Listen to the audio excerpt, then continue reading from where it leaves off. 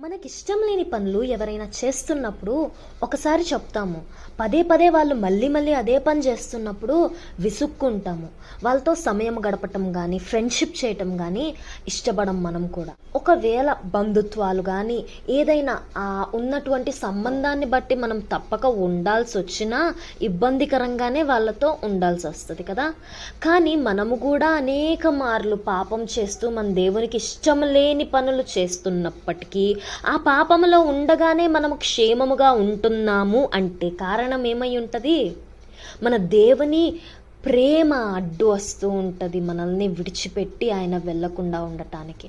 దేవుని కంచె మనల్ని విడిచిపెడితే ఏ శత్రువు మనల్ని ఏ పరిస్థితిలోకి తీసుకెళ్ళగలడో మనందరికీ తెలుసు. కాబట్టి ఆయన ప్రేమని మనం నిర్లక్ష్యపరచకుండా ఆయనకి గౌరవం ఇస్తూ మన మార్గాల్ని సరిదిద్దుకుందాము. నీ ప్రేమే చూపకపోతే నేనేమైపోదునో, నీ కృపయే లేకపోతే నాకు ఊపిరి లేదయ్యా.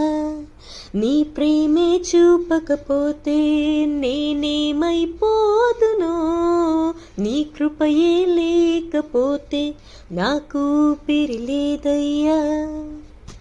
కరుణగల యేసయ్యా,